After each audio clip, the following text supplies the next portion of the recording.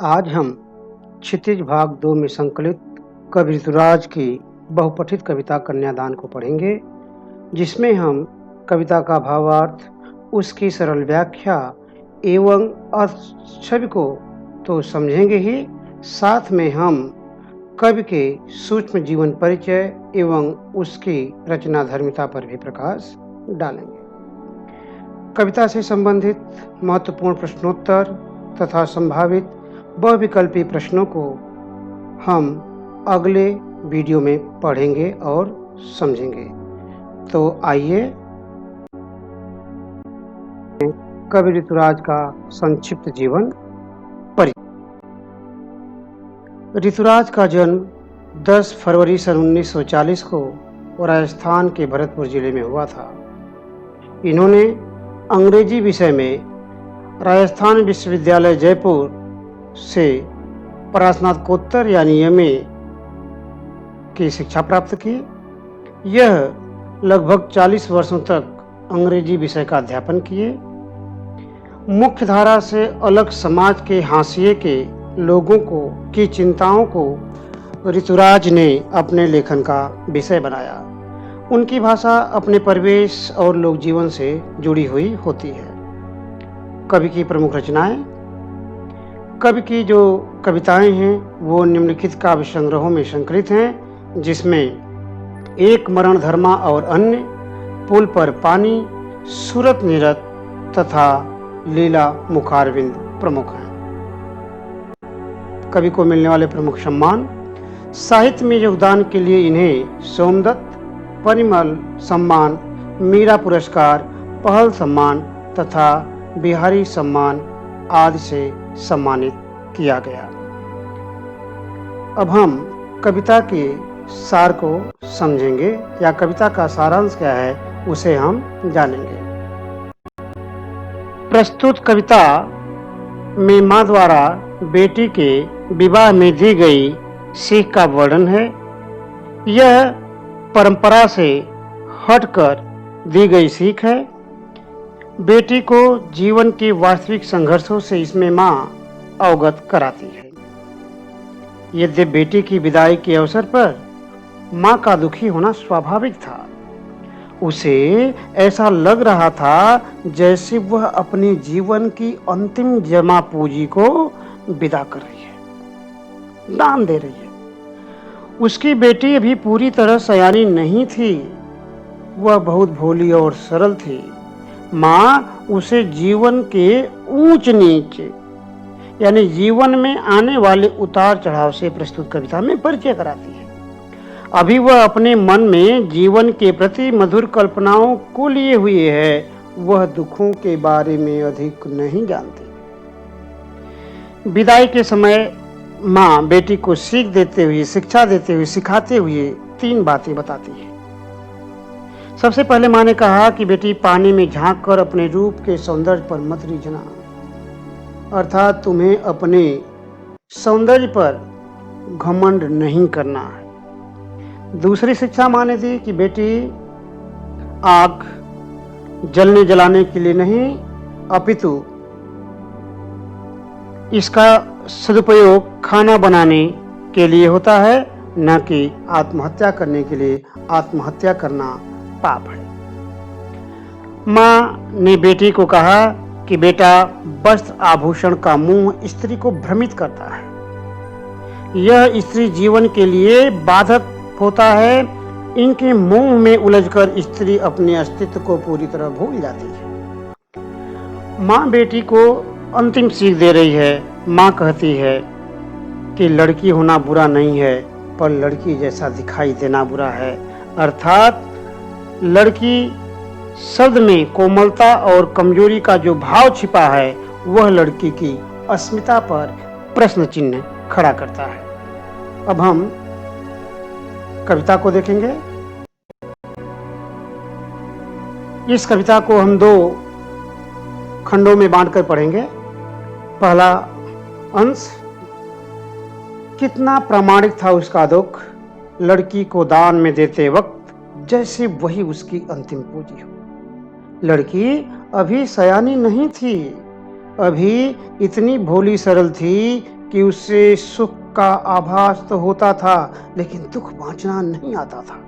पाठिका थी वह धुंधले प्रकाश की, कुछ तुकों और कुछ लयबद्ध पंक्तियों की।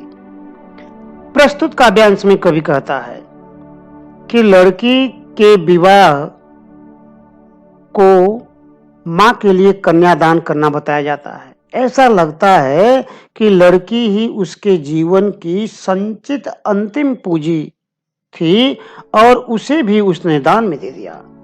उसका दुख अत्यंत प्रामाणिक स्वाभाविक था, उसमें वास्तविकता थी, उसमें कहीं से भी लेस मास कृत्रिमता या बनावट नहीं थी। जिस लड़की का विवाह हो रहा था वह अभी तक सयानी भी नहीं हो पाई थी।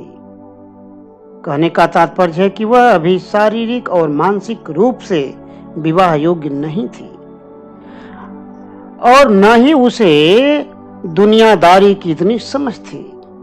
अभी तो वह बहुत भोली और सरल थी। उसे सुख का आभास तो होता था, अर्थात वह काल्पनिक सुख की अनुभूति तो करती थी, लेकिन अभी वह दुखों से भली बात परिचित नहीं थी। बेटी जब माँ के पास होती है तो उसके जीवन में सुख ही सुख होता है, क्योंकि माँ के रहते बेटी को किसी भी तरह के दुख की अनुभूति नहीं होती। वह जीवन में आने वाले दुखों की गहराई को समझ नहीं पाती। अभी उसके सामने सुख का धुंधला प्रकाश था, अर्थात वह सुख के अनुभव भी पूरी तरह नहीं कर पा रही थी। उसके सामने सुख का काल्पनिक स्वरूप था। वह सुख को कुछ कुछ अभी जानने की कोशिश कर रही थी। पाठिका थी वह धुंधले प्रकाश की। इस काव्यांश में जो शब्द हैं उन्हें में बार देखेंगे। प्रामाणिक, सत्य, सयानी, चालाक या होशियार, बड़ी, भोली, सरल, सीधी, आभास, महसूस, बांचना का अर्थ है सहजता से कहना या बताना। पाठिका पढ़ने वाली। आइए काव्यांश के दूसरे भाग पर। माँ ने कहा, पानी में झांक कर अपने चेहरे पर मत रीझना। आग रोटियां सेकने के लिए होती हैं, जलने के लिए नहीं। वस्त्र और आभूषण शाब्दिक भ्रमों की तरह है, बंधन है स्त्री जीवन के। माँ ने कहा, लड़की होना पर लड़की जैसे दिखाई मत देना। कवि कहता है कि माँ ने बेटी को समझाते हुए कहा, किस बेटी को? जो अभी कल्पना के लोक में विचरण कर रही है। माँ ने कहा कि तुम अपने रूप सौंदर्य के बारे में कोई गलत फहमी मत पालना। कहीं तुम यह मत समझ बैठना कि तुम अपने रूप के मोह जाल में सबको पास लोगी। तुम अपने सौंदर्य पर कभी गुमान मत करना। माँ ने जीवन की वास्तविकता की दूसरी सीख देते हुए बेटी से कहा कि बेटी, आग रोटियां सेकी जाने के लिए होती हैं, आग जलने के लिए नहीं होती। अर्थात आत्महत्या करने के लिए नहीं होती। आत्महत्या करना पाप है। जीवन में उतार चढ़ाव आएंगे तो उस उतार चढ़ाव से ऊब करके, परेशान हो करके तुम कहीं जिंदगी को दांव पे मत लगा लेना। यानी यह जीवन में आते जाते रहते हैं। माँ आगे बेटी को सीख देते हुए कहती है कि वस्त्र और आभूषण को स्त्री के लिए शोभा कारक माना जाता है, लेकिन वास्तव में ये भ्रम है। अर्थात स्त्री वस्त्र और आभूषण पहनकर अपने विषय में गलत फहमी पा लेती है, वह इनके लोभ में आ जाती है। और वास्तविक रूप से अगर देखा जाए तो ये वस्त्र और आभूषण स्त्री के लिए बंधन हैं। वह इनमें बंधकर, मुंह पास में बंधकर मोहग्रस्त हो जाती है और अपना अस्तित्व पा देती है। विदा होते हुए बेटी को अंतिम सीख देते हुए मां ने कहा कि बेटी, तुम लड़की हो, लड़की बनकर तो रहना, पर लड़की जैसा दिखाई मत देना। लड़की होना बुरा नहीं है, लड़की जैसा दिखाई देना बुरा है। लड़की जैसा दिखाई देने का अर्थ यहां कवि का है दब्बू और कायर बनकर रहना।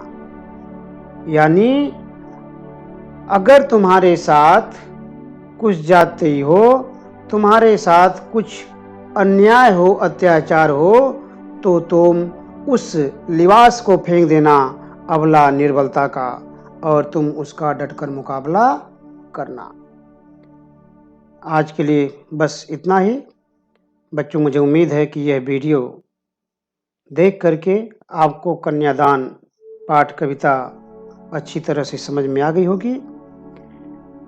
इस कविता के महत्वपूर्ण प्रश्नोत्तर तथा संभावित बहुविकल्पी प्रश्न को हम अगले वीडियो में लेकर के आएंगे। तो अगले वीडियो हम देखेंगे महत्वपूर्ण प्रश्न तथा संभावित बहुविकल्पी प्रश्न। बहुत बहुत धन्यवाद। आज के लिए बस इतना ही।